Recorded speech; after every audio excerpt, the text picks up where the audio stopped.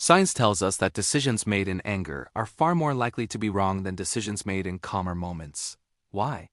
Because when we're angry, our brain is running on pure emotion, not careful, logical reasoning. It brings to mind what the philosopher Aristotle once said: anyone can become angry, that is easy. But to be angry with the right person, and to the right degree, and at the right time, and for the right purpose, and in the right way, that is not within everybody's power and is not easy. But let's be honest, have we really mastered that skill? We often forget how a single moment of anger can shatter relationships built over years, or how one emotional decision can completely alter the course of a life. The story I'm about to share illustrates this perfectly. It teaches us that having power doesn't make a person strong. True strength lies in the ability to control one's own emotions. Once upon a time, there lived a powerful and intelligent king, but he had one major flaw: a very short temper.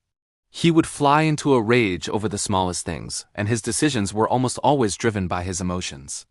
People in his kingdom often faced severe punishments for minor mistakes. One day, the king's childhood teacher, a man who had taught him not just about books but about life itself, arrived in the kingdom. The king invited him to the royal palace for dinner. That evening, as they sat together, reminiscing about old times, something happened. A fly suddenly fell into the king's soup. The king's face turned red with fury. He slammed his fist on the table and shouted, "What is this? A fly in my soup? How could you be so careless?" The servant, trembling with fear, stammered, "Your Majesty, I swear, there was no fly when I served the soup." But the king's anger was a storm that wouldn't subside. Seeing the situation escalate, the old teacher spoke gently. "Your Majesty, please, take a moment to think. The servant didn't put the fly there. It must have fallen in just now." The king snapped back, "Teacher, you don't understand. It's these small things that completely ruin my mood." The teacher smiled softly.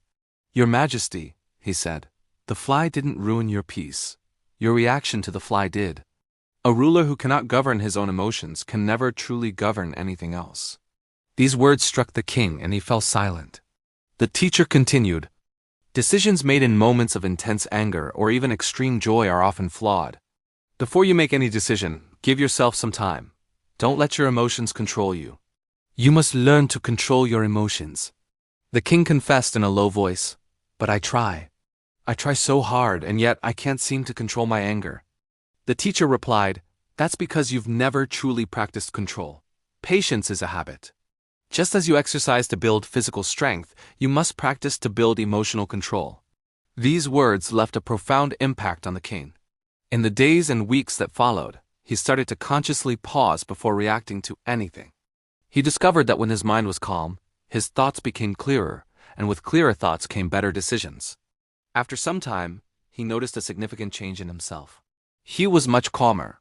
His judgments in the royal court became fairer and easier. People began to respect him more, not just fear him. His kingdom and his own life became more peaceful and happy. One day, the king sought out his old teacher. "Your words have changed my life," he said. "Now I finally understand. True strength isn't found in anger, but in self-control." The teacher smiled kindly.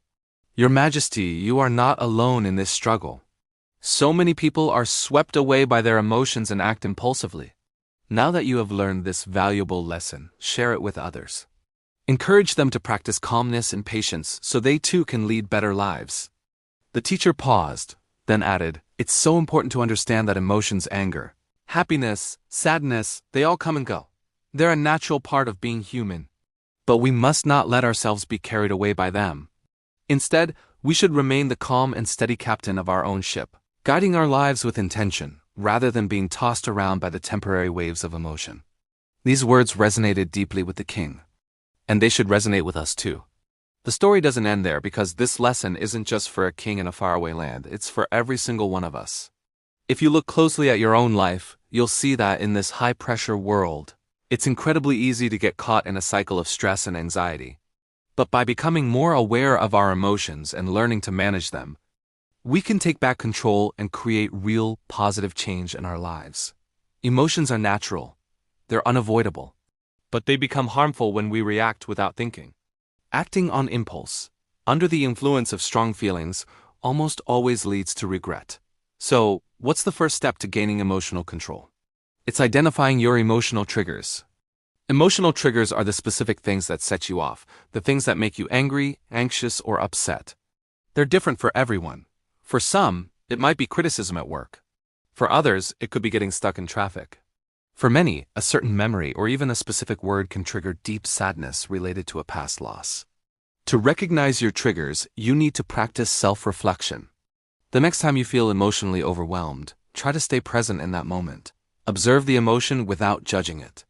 Mindfulness techniques, like simple breathing exercises or a short meditation, can be incredibly helpful in calming your mind. When you encounter a trigger, pay attention to your thoughts, your feelings, and even the physical sensations in your body. This awareness is the key. It helps you understand how you react, and once you understand it, you can begin to change that reaction.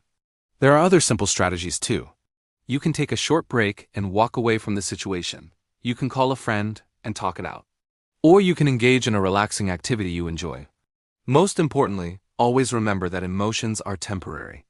They are visitors that come and go.